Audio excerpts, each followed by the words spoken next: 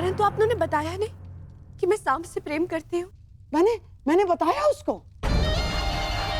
मैंने तुम्हारी सहायता का वचन जो लिया है, और दुर्योधन से अधिक मैं तुमसे प्रेम करता हूँ लक्ष्मणा, और तुम्हारे कल्याण का उत्तरदायित्व कैसे भूल सकता हूँ मैं ना? तो फिर उन्होंने क्या कहा?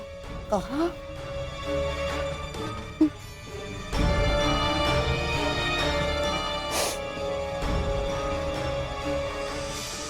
पहली बार उसने मुझसे कटु शब्दों में बात की और स्पष्ट रूप से मेरा यह प्रस्ताव अस्वीकार कर दिया बच्ची उसने। और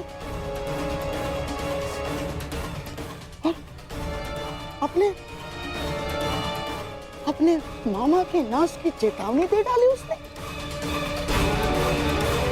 और बच्ची उसने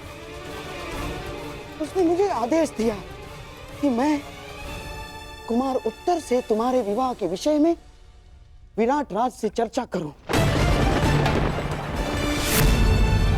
और तुम तो जानती हो बच्ची कि तुम्हारे पिता को जब क्रोध आता है तो वो अपने पिता की भी नहीं सुनता। और मैं तो ठहरा मामा।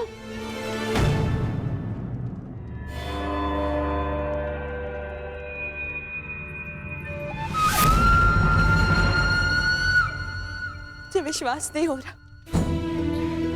अपनी शत्रुता के चलते पिताश्री मुझसे मेरा प्रेम छीन सकते हैं।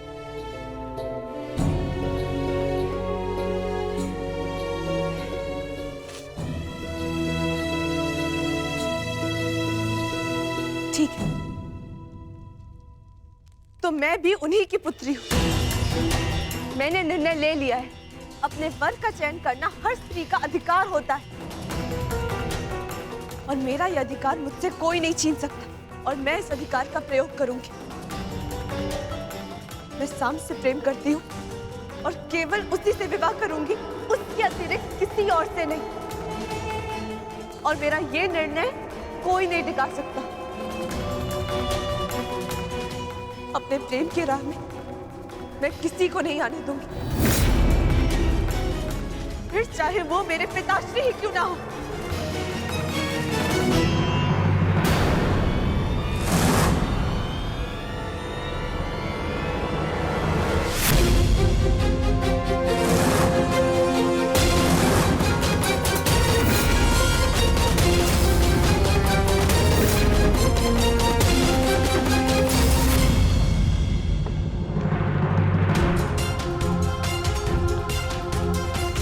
नहीं, मैं लक्ष्मणा का विवाह उत्तर से नहीं होने दूंगा। मुझे कुछ करना होगा। साम,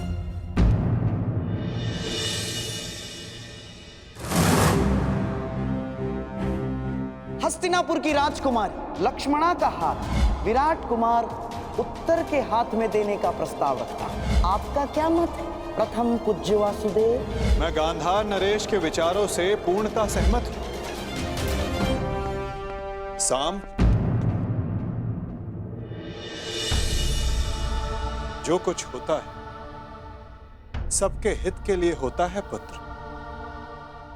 अच्छा, फिर आपका मेरा पिता होना क्यों मेरे हित में नहीं हुआ?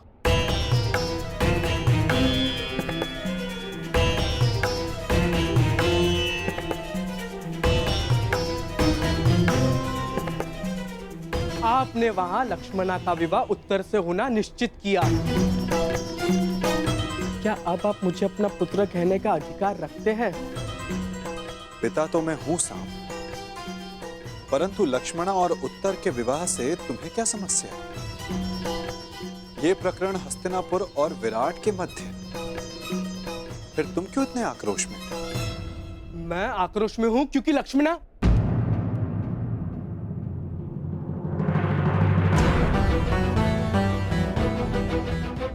सारा संसार कहता है कि आप सबके मन की बात जानते हैं, तो फिर आप ये नहीं जानते कि मैं आक्रोश में क्यों हूं? इसका अर्थ ये है कि या तो सारा संसार झूठा है या फिर आप इस समय दिखावा कर रहे हैं। आपकी धोरी नीति मैं कभी समझ ही नहीं पाया, या फिर ये कहूं, मैं कभी समझना चाहता ही नहीं हूं, क्योंकि आप केवल चाहते हैं कि सब आपके समक्ष झुके। लेकिन मैं उनमें से नहीं हूं। आपको मेरे साथ ये छल नहीं करना चाहिए था, और मैं आपका ये प्रहार जीवन भर नहीं भूलूंगा।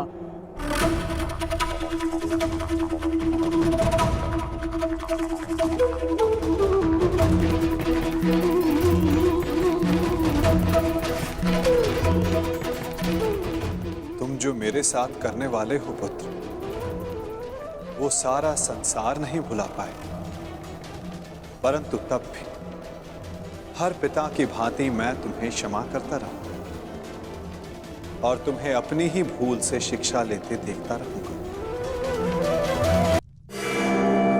मुझे आपसे कहना है कि मैं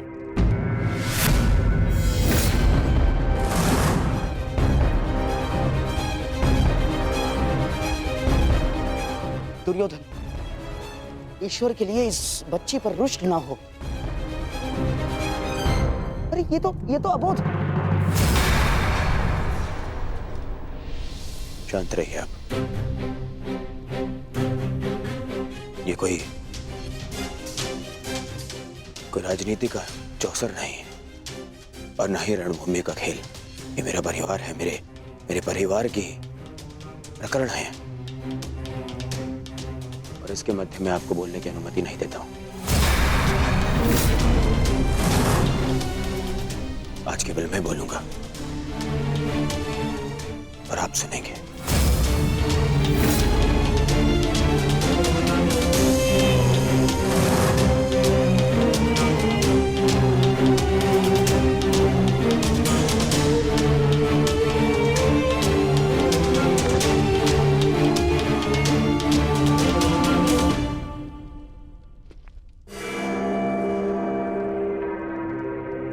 सब कहते हैं, पूरा संसार कहता है कि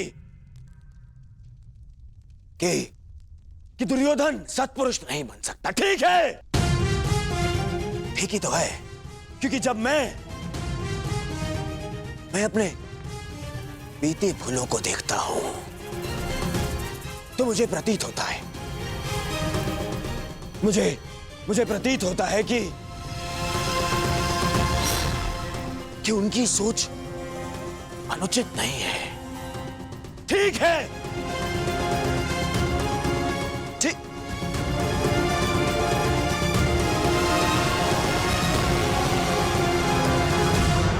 परंतु जब मैं तुम्हें देखता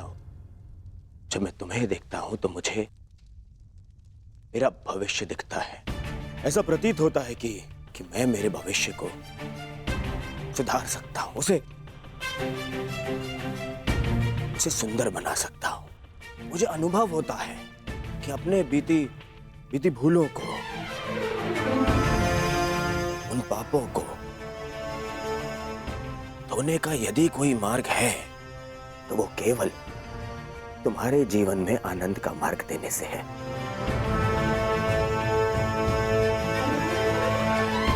पुत्री, मैंने तुम्हें सब कुछ दिया।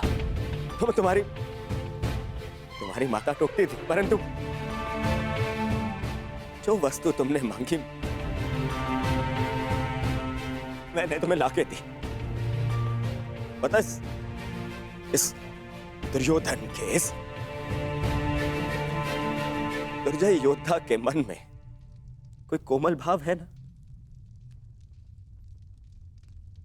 वो केवल तुम्हारे लिए है पुत्री।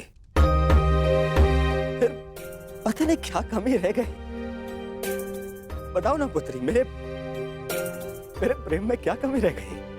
तुम्हारे लालन पालन में क्या भाव रह गया पुत्री?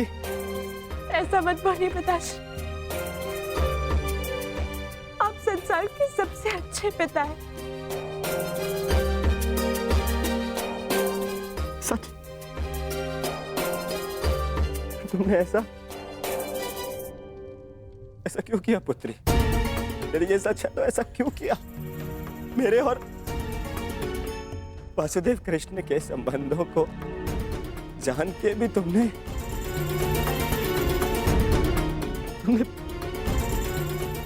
ये निर्णय लिया।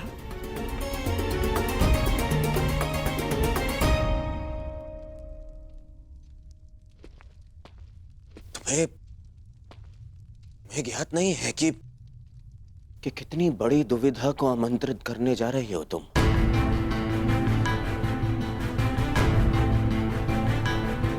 मैं शाम के साथ में तुम्हारा आकर्षण समझ सकता हूं पुत्री, परंतु तुम देख नहीं पा रही हो कि मेरे और वासुदेव कृष्ण के कटु संबंधों का प्रभाव तुम्हारे भावी संबंधों पर किस तरह से पड़ सकता है।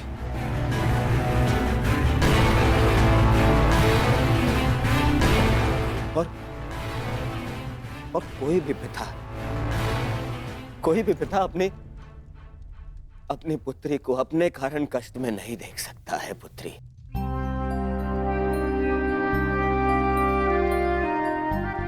मैं भी नहीं।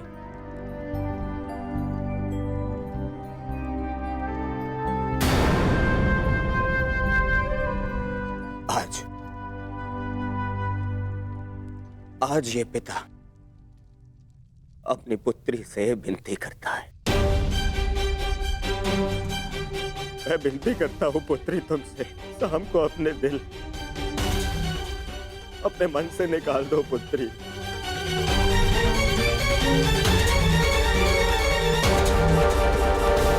को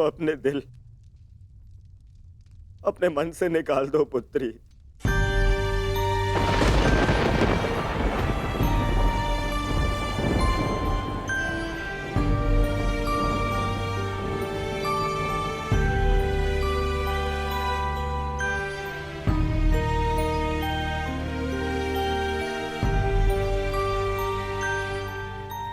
केवल तुम्हें प्रसन्न देखना चाहता हूं पुत्री, और विश्वास करो पुत्री,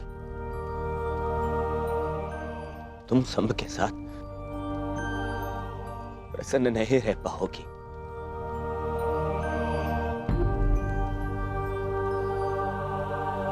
तुम्हारे साथ केवल तुम्हारा भविष्य नहीं, हस्तिनापुर का भी मान और सम्मान जुड़ा है।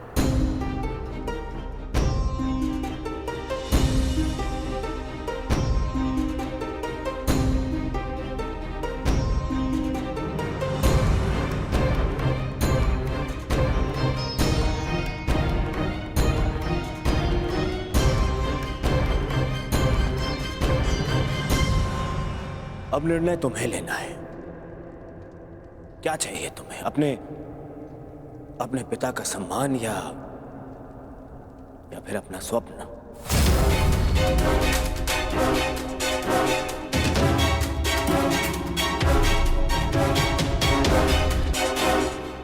विवाह का निर्णय लक्ष्मणा पर छोड़कर दुर्योधन ने मेरे सारे किए पर पानी फेर दिया। अब उस कृष्ण को नीचा दिखाने के लिए मुझे कुछ और करना होगा।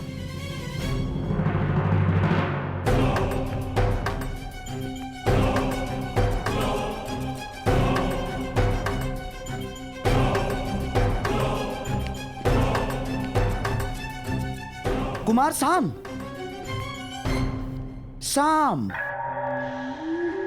मैं जानता हूं कि तुम पर क्या बीत रही है और इस समय किस संताप का अनुभव कर रहे हो तुम। मैं समझता हूं, और मैं भी तो चाहता हूं कि लक्ष्मणा को उसका प्रेम मिले और तुम्हारा विवाह उसी के साथ हो। परंतु जिनके चाहने से यह संभव है, वो लक्ष्मणा के पिता दुर्योधन ये नहीं होने देना चाहते सांब। किंतु इसका अर्थ ये नहीं कि मैं पराजय स्वीकार कर लूंगा। या तुम्हें कर लेनी चाहिए साम ना। सभा में मैंने वही किया जो दुर्योधन चाहता था। बस मुझे एक ही आशा थी कि वासुदेव कृष्ण तुम बालकों का मन पढ़ के इसका विरोध करें, परंतु उन्होंने भी वैसा कुछ नहीं किया। साम, मैं तो चाहता था। आपके चाहने से अब कुछ नहीं होगा। मैंने लक्ष्मणा से कहा था कि हर एक पर विश्वास ना करे, चाहे लोग उन्हें ईश्वर ही क्यों ना मानते हो। परंतु मेरी बात पर तुम्हें विश्वास करना ही होगा साम। यदि दुर्योधन के समक्ष खड़ा होना है, यदि लक्ष्मणा का साथ चाहिए, तो तुम्हें दुर्योधन जैसा ही कुछ करना होगा।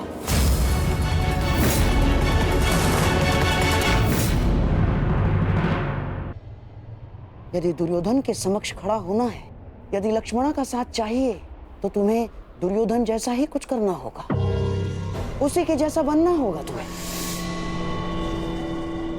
जब आज तक लोगों के लाख कहने पर मैं अपने पिता जैसा नहीं बना, तो उनके शत्रु जैसा बनने की भी मुझे कोई आवश्यकता नहीं है।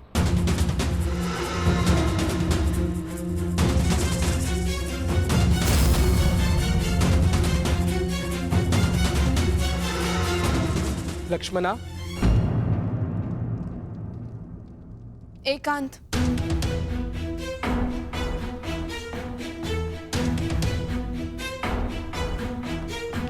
मैंने तुम्हें चेतावनी दी थी कि किसी पर विश्वास मत करना, और जिस पिता पर मुझे विश्वास नहीं था, उन्होंने उसे आज भी नहीं बनने दिया।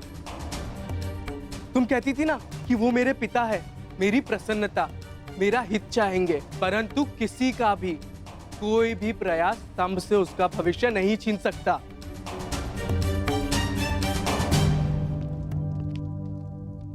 हम अब भी यह विवाह रोक सकते हैं लक्ष्मणा।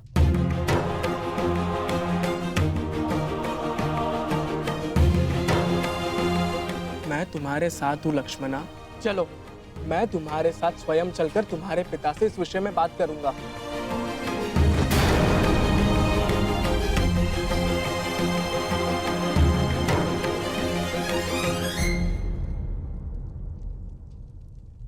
क्या हुआ?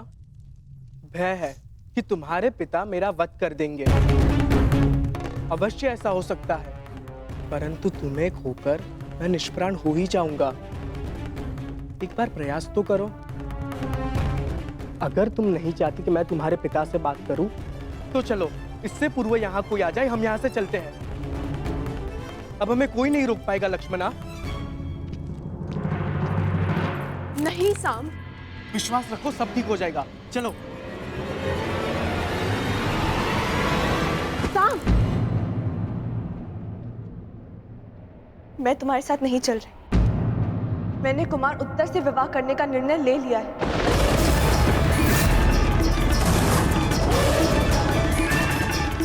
हाँ साम,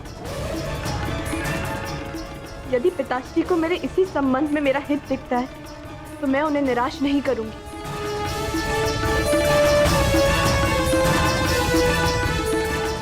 वर चुनने का अधिकार कन्या का होता है लक्ष्मणा, उसके पिता का नहीं लक्ष्मणा। तुम क्या चाहती हो वो अधिक महत्व रखता है। बताओ लक्ष्मणा, तुम क्या चाहती हो? मुझे अपना निर्णय स्पष्ट रूप से बताओ लक्ष्मणा, क्योंकि मेरे लिए कुछ महत्व रखता है, तो वो ये है कि मैं तुमसे प्रेम करता हूँ। मैं जानना चाहता हूँ लक्ष्मणा, तुम भी मुझसे उतना ही प्रेम करती हो या नहीं? मैंने अपना निर्णय दे दिया है साम। जिस पिता ने मुझे जीवन दिया, यदि वही मेरा जीवन साथी चुने, तो मुझे उसमें कोई बुराई नहीं दिखती। मैं कुमार उत्तर से ही विवाह करूंगी। साम, फिर कभी मुझसे भेंट करने का प्रयास मत करना।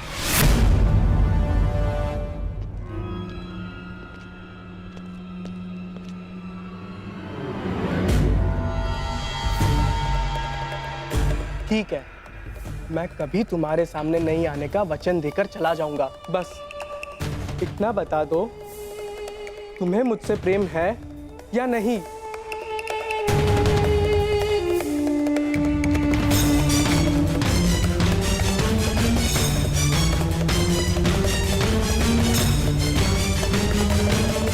उत्तर दो लक्ष्मणा, उत्तर दो।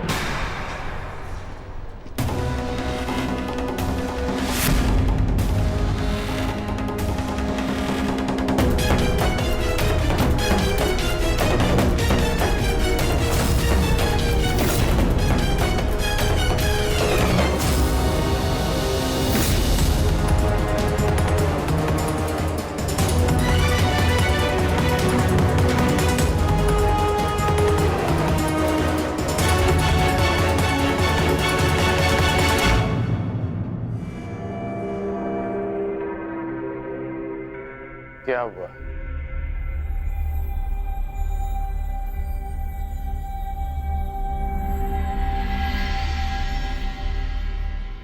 तुम संभ के साथ प्रसन्न नहीं रह पाओगी।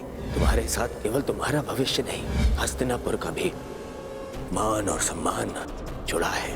अब निर्णय तुम्हें लेना है। क्या चाहिए तुम्हें? अपने पिता का सम्मान या फिर अपना स्वप्न?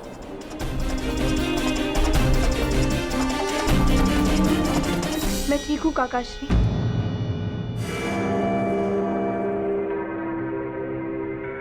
कुमार केवल मुझे विवाह संबंध की बधाई दे रहे थे। आज्ञा दीजिए, मुझे उत्सव के लिए तैयारी के लिए जाना। रानी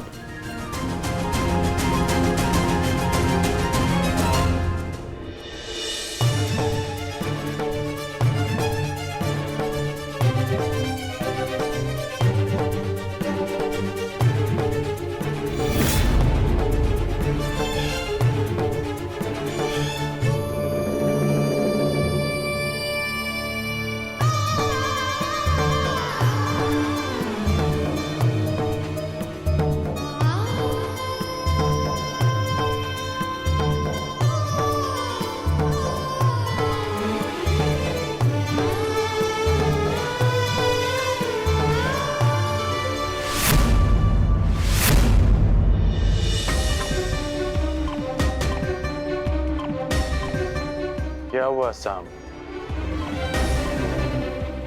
कोई समस्या है?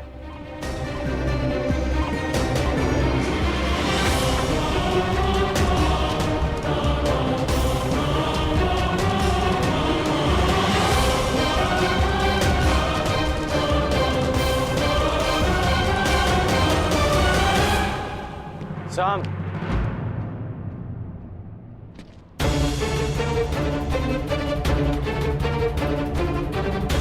तुम्हारे स्थान पर कोई और होता तो अब तक मेरे बाणों के प्रहार से वो विराट नगर के बाहर होता। परंतु मैं वासुदेव का सम्मान करता हूं, इसलिए शांत हूं। फिर कभी कुमारी लक्ष्मणा के निकट आने का प्रयास मत करना, अन्यथा मैं विवश हो जाऊंगा। संभ को ना आपके वासुदेव से भय है और ना ही उनका सम्मान करने वालों से। इसीलिए फिर कभी मुझे धमकाने का प्रयास मत कीजिएगा।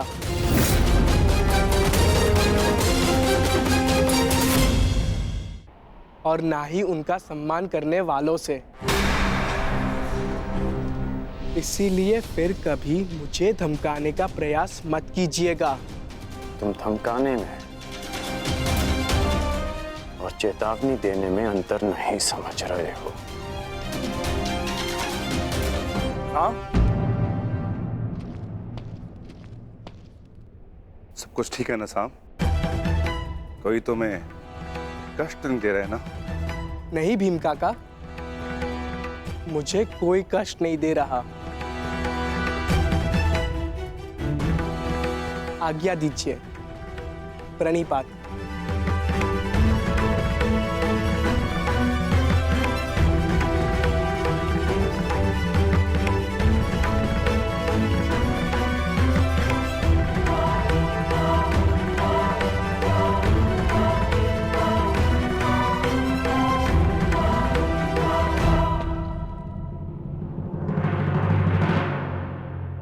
स्मरण रहे अंगराज, ये मेरे भतीजे अभिमन्यु के विवाह का उत्सव तुम्हारे रंगभूमि नहीं कहीं भी पहुंचकर अतिथियों को कष्ट पहुंचाने का तुम्हारा पुराना अभ्यास है।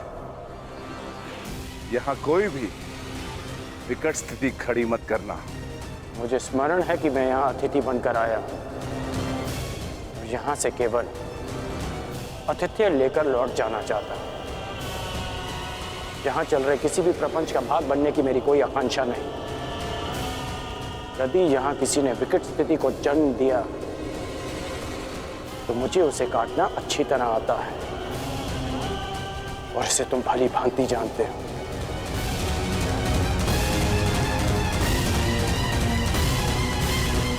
अरे, आप दोनों अभी तक यहीं हैं? चलिए, उत्तरा का वस्त्र अलंकरण समारोह आरंभ होने जा रहा है। आइए।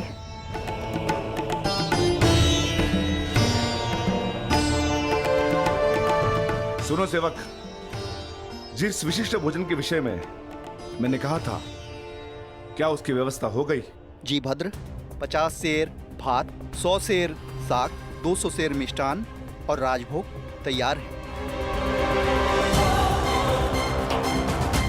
इतने भिन्न और विशिष्ट भोजन किसके लिए विकोधर? क्या कोई सैनिकों का दल आने वाला यहाँ? नहीं महारानी, ये मेरे पुत्र की क्षुधा शांत करने की व्यवस्था है। वो भी इस विवाह समारोह में आ रहा है। हम आपके इस पुत्र को मिलने के लिए उत्सुक हैं। निश्चिंत रहिए महारानी, जब आएगा तो सभी को स्वयं ज्ञात हो जाएगा।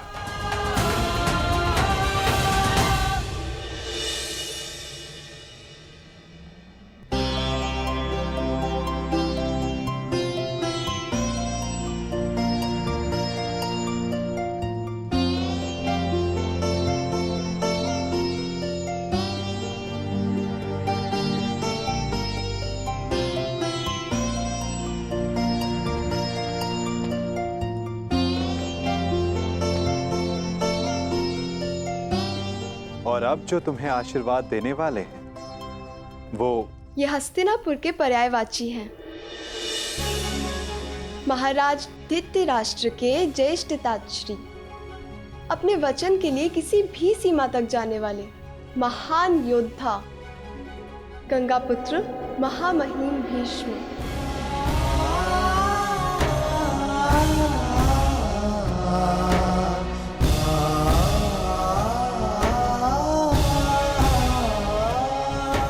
हाँ पुत्री, तुम इनसे जो आशीर्वाद मांगना चाहती हो मांग सकती हो। गंगा पुत्र अपनी नई पीढ़ी की प्रथम वधू को मनचाहा आशीर्वाद देंगे। प्रपितामह, मैं आप जितनी बुद्धिमान नहीं हूँ, परंतु जो कुछ घटित होते देखा है उसके आधार पर संभावना अवश्य है कि आने वाले समय में एक भयानक युद्ध होगा।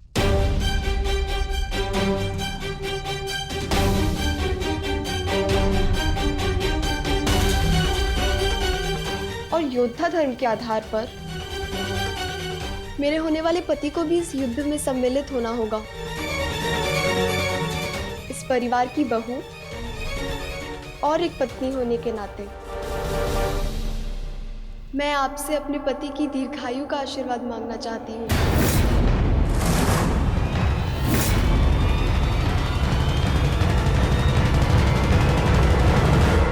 अरे अरे अरे, रुकिए पितामह।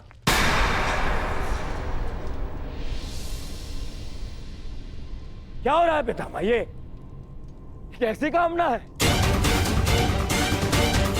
वही कामना युवराज जो हर पत्नी अपनी पति के लिए करती है,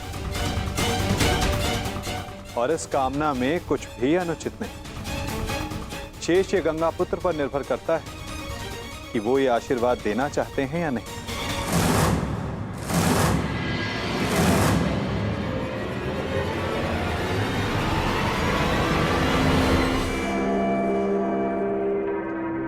पुत्री उत्तरा, मैं तुम्हें वचन देता हूं कि जब तक रणभूमि में ये गंगा पुत्र खड़ा रहेगा तब तक तुम्हारा सौभाग्य और तुम्हारा सुहाग दोनों पर कोई आंच नहीं आएगी।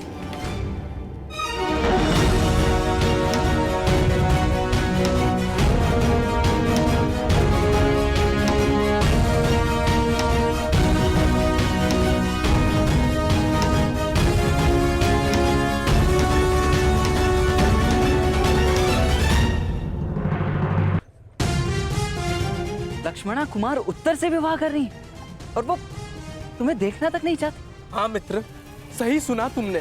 परंतु वो ऐसा कैसे कर सकती है? वो तो केवल तुमसे प्रेम करती। तुम्हारी लक्ष्मणा ने ही मुझे संदेश लेकर तुम्हारे पास भेजा था। और अब लक्ष्मणा का कहना है कि वो मेरा मुख तक नहीं देखना चाहती।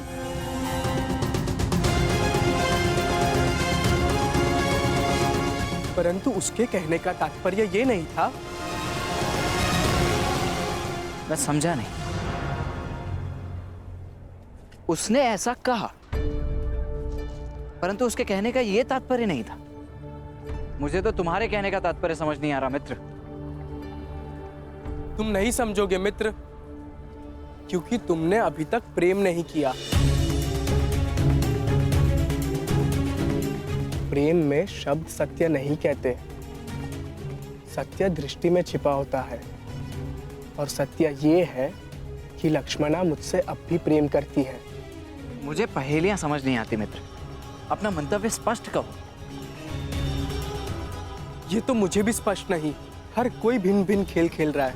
मेरे महान पिता का कहना है कि जो हुआ अच्छे के लिए हुआ, और गांधार राज का कहना है यदि मुझे युवराज दुर्योधन के समक्ष खड़ा होना है और लक्ष्मणा का साथ चाहिए तो मुझे उनकी भांति बनना होगा, उनकी भांति करना होगा। कुछ समझ नहीं आ रहा। मैं भला युवराज दुर्योधन की भांति क्यों बनूं? क्या करूं उनकी तरह? समझ नहीं आ रहा। मैं कैसे इस विवाह को रोकूं? परंतु मुझे ये पहेली समझ में आ गई है मित्र। मैं जानता हूं अब क्या करना है। क्या? तुम्हें अपने प्रेम पर पूर्ण विश्वास है ना? तो चलो मेरे साथ। कहां? लक्ष्मणा का हरण करने।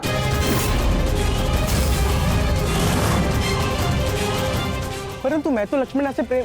गांधार राज के संकेत को समझो मित्र। युवराज दुर्योधन की भांति बनने का अर्थ है कि तुम्हें उनकी भांति साहस दिखाना होगा।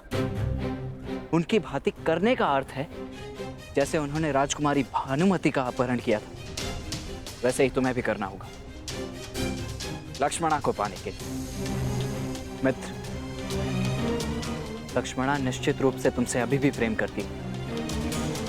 वो निश्चित रूप से अपने पिता के विरुद्ध नहीं जा सकती, परंतु तुम जा सकते हो। ये सोचने का समय नहीं है मित्र। अपने हृदय की सुनो मित्र, अपने हृदय की सुनो। हमें सबसे पहले लक्ष्मणा को इन सब आयोजनों से दूर रखना होगा, ताकि उसे यहाँ से दूर ले जाने के लिए हमें अधिक समय मिल सके। तुम समझ रहे हो ना मित्र साम? तुम सही कह रहे हो मित्र। मैं अपने प्रेम का बलिदान नहीं दूंगा और ना ही लक्ष्मणा को इतना बड़ा बलिदान देने दूंगा।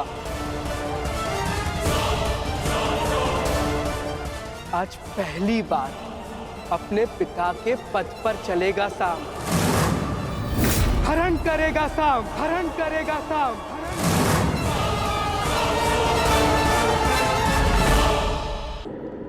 मैं तुम्हें वचन देता हूं कि जब तक रणभूमि में यह गंगा पुत्र खड़ा रहेगा तब तक तुम्हारा सौभाग्य और तुम्हारा सुहाग दोनों पर कोई आंच नहीं आएगी। परंतु आपके पश्चात कदाचित तुम्हें यह ज्ञात नहीं कि मुझे इच्छा मृत्यु का वरदान प्राप्त है।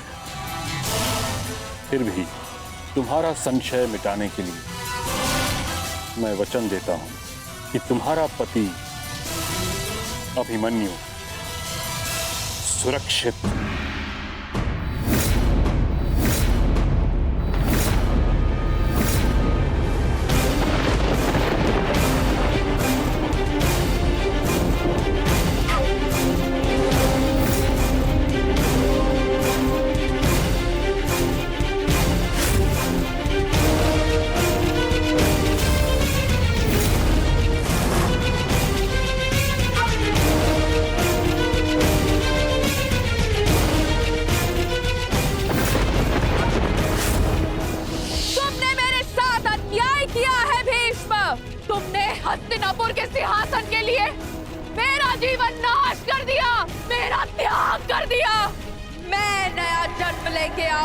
भीष्म, तुमसे प्रतिशोध पूर्ण करने।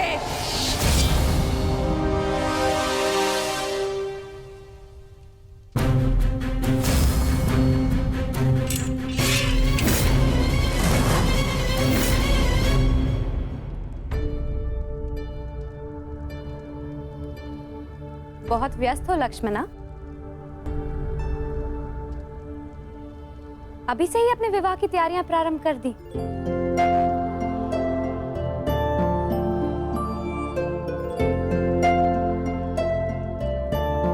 प्रणिपात काकीश्री। प्रसन्न रहो पुत्री। एकांत। तुम्हारी सास श्री तो राजकुमारी उत्तरा के वस्त्र अलंकरण समारोह में व्यस्त हैं। इसलिए वो चाहती थी कि ये सभी उपहार हम तुम तक पहुंचा दें। और वैसे भी महारानी सुदेशना से अधिक मेरा मन है कि मैं तुम्हें होने वाली महारानी की भांति सजते हुए देखूं।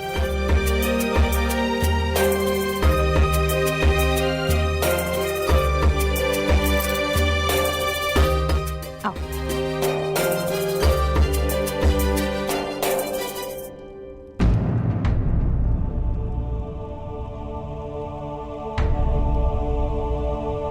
इस पुष्प जैसे कोमल मुख पर ये उदासी की परछाई क्यों? सब ठीक तो है ना लक्ष्मणा? तुम कुशल तो हो? मैं तो ठीक हूँ काकीश्री, परंतु आप इतनी क्षमाशील कैसे हो सकती है?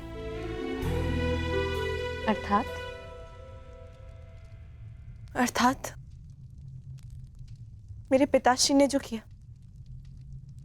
वो भुलाया नहीं जा सकता, और मैं जानती हूं कि क्षमा भी नहीं किया जा सकता। परंतु ये जानते हुए कि मैं उन्हीं की पुत्री हूं, आप मुझसे इतना स्नेह कर रही हैं। मैं कुरुवंश की वधू हूं लक्ष्मणा, और कुरुवंश की पुत्री से स्नेह करना मेरा कर्तव्य है।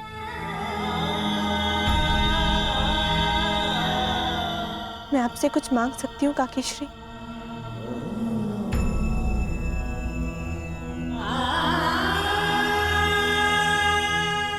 ये निर्णय तो मांग सुनकर ही ले पाऊंगी पुत्री। बिना सोचे समझे वचन देने की पीड़ा बहुत अनुभव कर चुकी हूँ।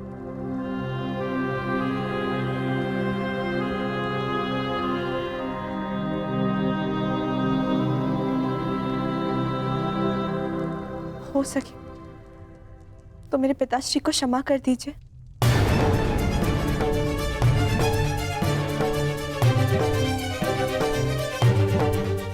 उनकी ओर से मैं आपसे क्षमा चाहती हूँ।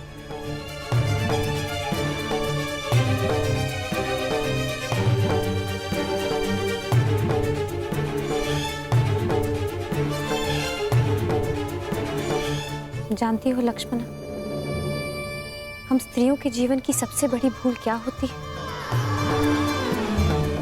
कि हम अपने जीवन में आए हुए पुरुषों की भूलों की क्षमा मांगती हैं और उनकी भूलों का दंड स्वीकार करती हैं। और वो इसलिए क्योंकि कदाचित हमें यही सिखाया जाता है। मैं कुछ समझी नहीं।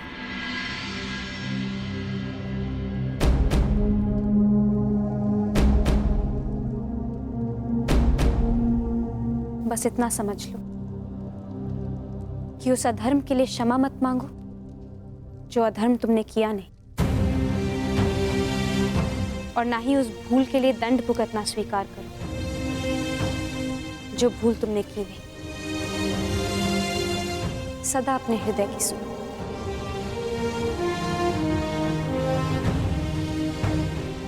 क्या आपने अपने हृदय की सुनी थी जब आपको जीवन में कोई विकल्प नहीं दिया गया और 5 पुरुषों से विवाह करना पड़ा?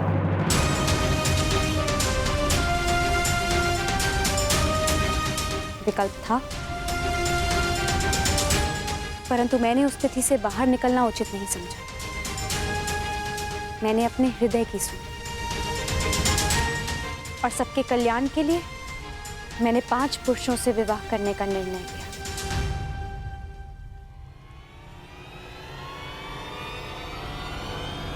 मैं तुम्हारे पिताश्री को क्षमा नहीं कर पाऊंगी।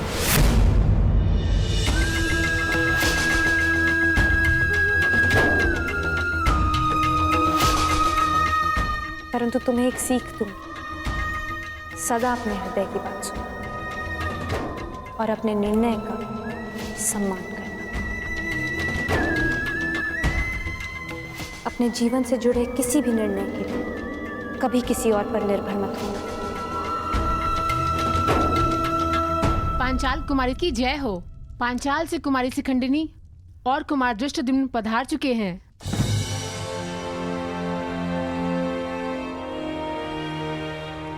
नव विवाहित युगल को पंचाल राज्य की ओर से हार्दिक बधाई। ये भेंट स्वीकार करें। ये स्वर्ण मुद्रा पंचाल राज्य और हमारे मित्र राज्य विराटनगर और पांडवों के प्रति संधि और सहयोग का प्रतीक है।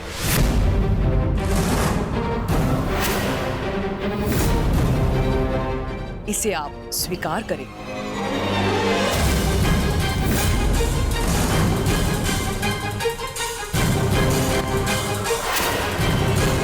ये कटार पंचाल राज्य और हमारे मित्र राज्य की शक्ति दर्शाती है।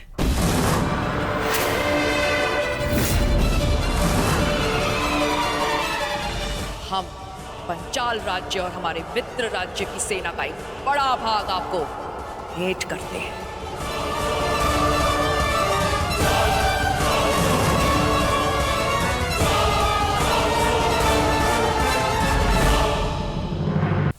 और ये माटी पांचाल राज्य और उसके पड़ोसी मित्र राज्य की भूमि का संकेत है। हम पांचाल अथवा हमारे मित्र राज्य की भूमि का एक बड़ा भाग आपको भेंट करते हैं।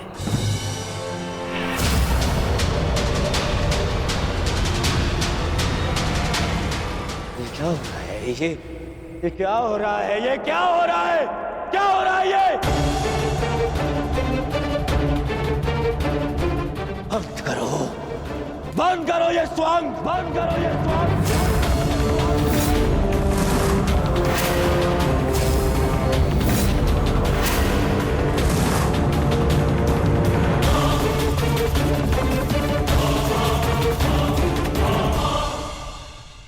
याद नहीं है? दिग्विजय के पश्चात तुम्हारे पांचाल पर मेरा अधिकार है, हस्तिनापुर का अधिकार है।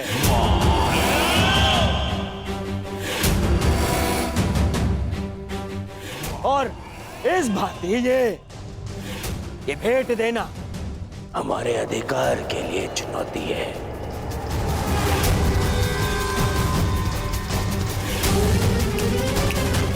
यदि ये भेंट वापस ना ली गई तो मैं इसे युद्ध की चुनौती मानूंगा।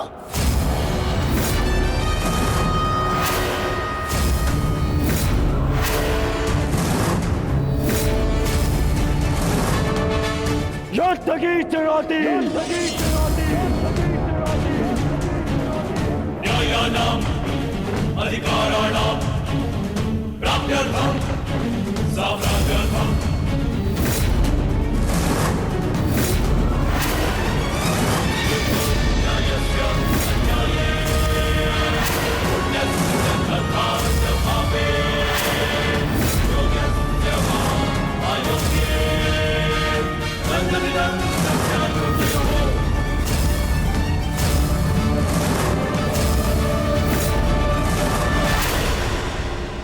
क्या पिताश्री ने तुम दोनों को यहाँ पहरेदारी करने को कहा है? जी राजकुमारी, युवराज का निर्देश है, हम आपकी रक्षा के लिए यहाँ प्रस्तुत रहें।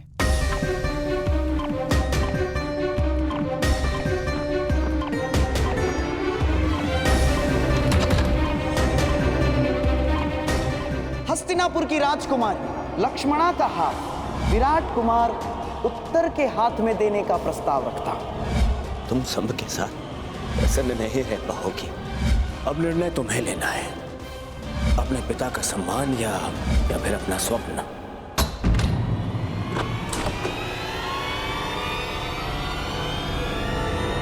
कौन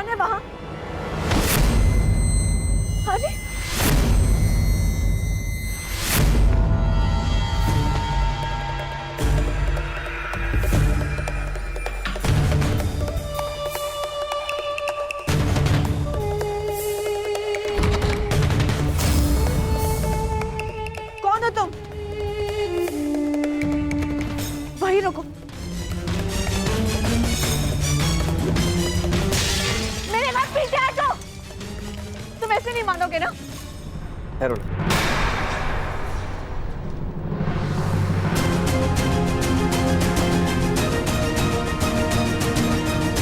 रिश्ते, तुम यहाँ क्या कर रहे हो?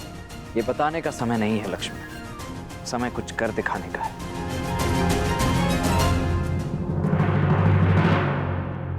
ठहरिए वीरों, विवाह के शुभ अवसर को रक्त रंजित मत कीजिए।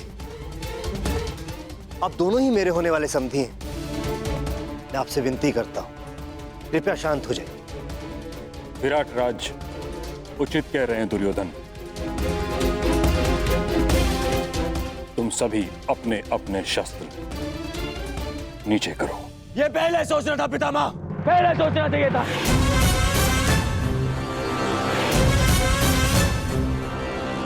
ना मैं, ना यहां कोई मूर्ख नहीं है, सब दिख रहा है। कैसे ये विवाह भेंट के नाम पे क्या कुचक्र चल रहा है यहां, सब दिखाई दे रहा है। सत्यवचन दुर्योधन, मैं तो भली भांति ये भी जानता हूं कि ये किसके संकेत पर हो रहा है। तो भली भांति ये भी जानता हूं कि ये किसके संकेत पर हो रहा है।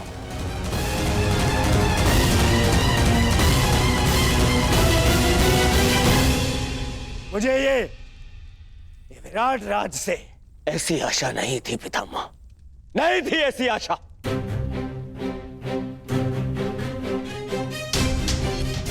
मैंने यहां आकर भी तक पैर बुलाकर आपको समधी बनाने का प्रस्ताव रखा और आपने हस्तिनापुर को ही अपमानित किया। यदि आपकी पुत्री का विवाह इस अर्जुन के पुत्र से हो रहा है तो मेरी पुत्री का विवाह भी आपके पुत्र से हो रहा है। फिर इनका सम्मान और हमारा अपमान, ऐसा क्यों विराट राज, क्यों ऐसा? यदि आपको ऐसा अनुभव हो रहा है तो मैं आपसे क्षमा चाहता हूं कुमार दुर्योधन, परंतु सत्य में मुझे समझ में नहीं आ रहा मैंने किस प्रकार आपका अपमान किया। हिमाश्री, मैं आपको समझाता हूं विराट राज। यहाँ आपकी पुत्री और जामाता के विवाह पर उपहार नहीं दिए जा रहे हैं ना, बल्कि शक्ति का प्रदर्शन करके हमें नीचा दिखाया जा रहा है, नीचा। बताइए, क्या यह अपमान नहीं है?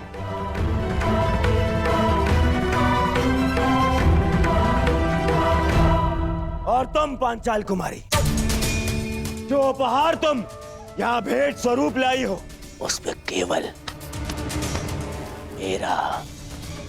मेरा और हस्तिनापुर का अधिकार है, केवल मेरा। ये कौरवों की संपत्ति है, तुम्हारी नहीं। क्योंकि मित्रकर्ण मेरे आवाहन पे एक विजय प्रयाण के समय तुम्हारे पिता को पराजित किया था, पांचाल को पराजित किया था।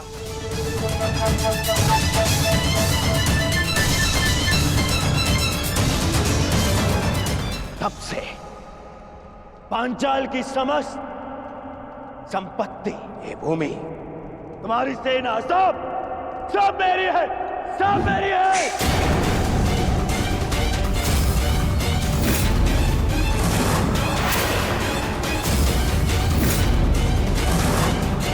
हम कौरवों की है।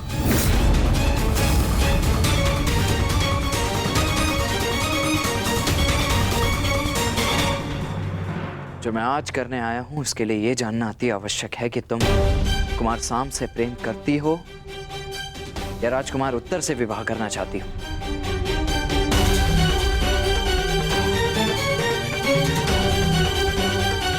इस प्रश्न का उत्तर मैं कुमार सांब को पहले ही दे चुकी हूँ। मुझे इस विषय में कोई बात नहीं करनी। मैं तुमसे विनती करती हूँ वृषसेन, चले जाओ यहाँ से, मुझे समारोह के लिए तैयार होना है। कहाँ? उस विवाह के लिए जिसके लिए ना तुम्हारा हृदय और ना ही तुम्हारी आत्मा अनुमति देती है। और ऐसा किसने कहा तुम्हें?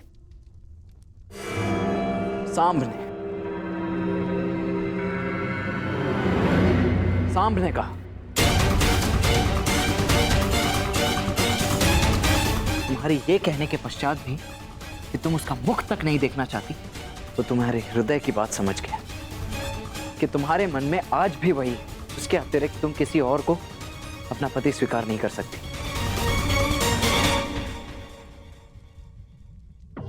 ये जीवन तुम्हारा है लक्ष्मण, तो निर्णय भी तुम्हें ही लेना है। मैं केवल ये कहना चाहता हूं कि अभी भी अवसर है। बताओ तुम्हारे हृदय में क्या है? क्या तुम साम से प्रेम करती हो? उससे विवाह करना चाहती हो?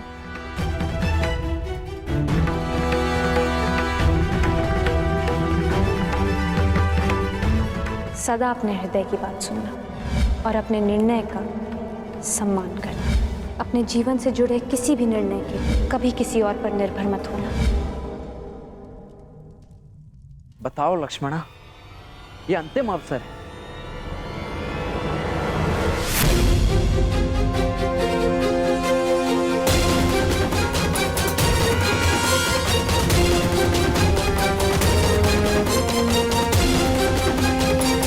तुम्हारे हृदय में क्या है? क्या तुम साम से प्रेम करती हो? उससे विवाह करना चाहती हो? बताओ लक्ष्मणा, ये अंतिम अवसर है।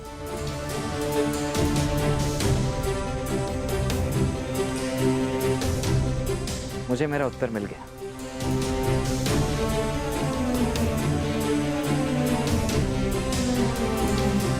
रुक जाओ वृषसेन।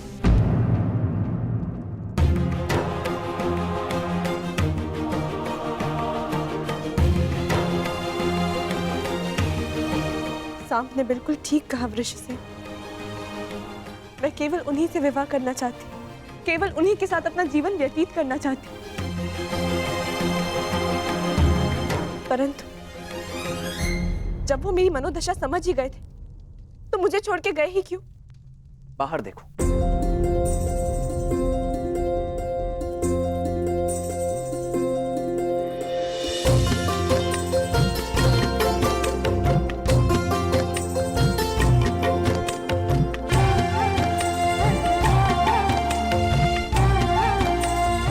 एक दूसरे को देखने के लिए बहुत समय मिलेगा लक्ष्मण, परंतु एक दूसरे के साथ जाने के लिए समय कम। शीघ्र तैयार हो जाओ। तैयार? परंतु किस लिए? अब इसका निर्णय मैं लूंगा कि किसको क्या मिलेगा। आपने मेरे पिता को पराजित किया था कुरु कुमार, मुझे नहीं।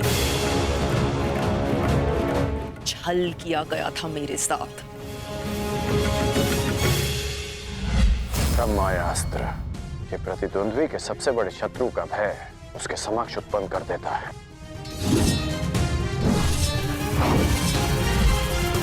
ब्रह्म का उपयोग करके मुझे युद्ध से वंचित किया गया, और युद्ध का ये नियम है, जो पराजित नहीं वो अधीन नहीं। इसलिए ये भेंट देने का मुझे अधिकार है। पांचाल की यही नीति है। मैं तुम्हें चुनौती देता हूं, स्वीकार करो। अभी अभी इसी क्षण इसी सभा में ये निर्णय हो जाएगा कि कौन किसको पराजित कर सकता है।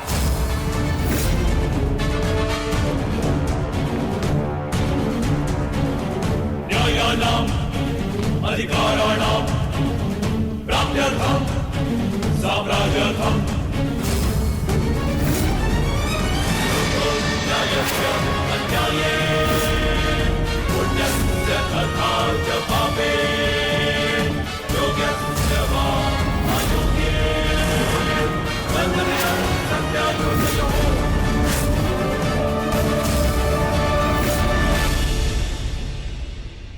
मैंने तुम्हें पहले ही चेतावनी दी थी अंगराज।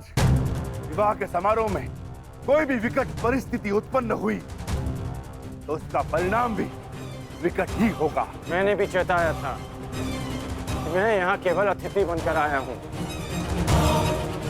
परंतु परिस्थिति उत्पन्न हुई तो उत्तर अवश्य मिलेगा।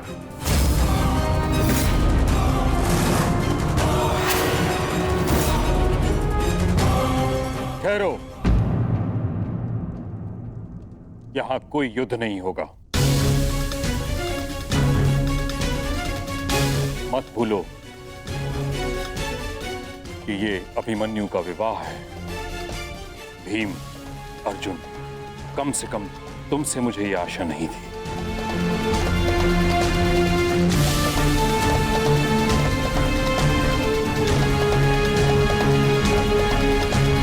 मैंने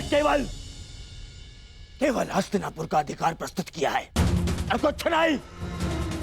आप ही बताइए, जब पांचाल पर अब भी मेरा अधिकार नहीं है, हमारा अधिकार नहीं है।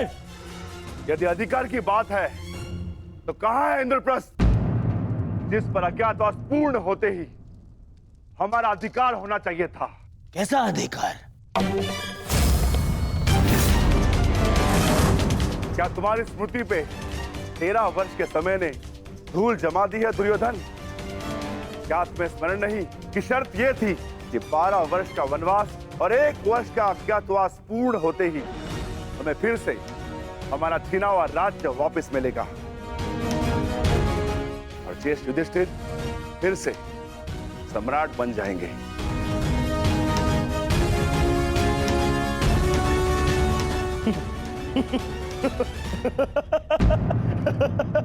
मामा जी, आपने सुना विक्रोधर भीम ने क्या कहा है? अधिकार। मेरी स्मृति पर कोई धूल नहीं जमी है विक्रोधर, परंतु तुम्हारी अवश्य प्रखर हो गई है।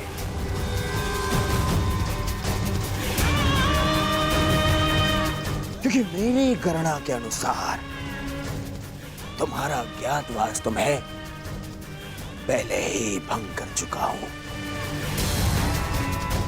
इसीलिए मैं तुम्हें कुछ नहीं दूंगा। कुछ नहीं मिलेगा तुम्हें। और वैसे भी विराट युद्ध में मैं पहले ही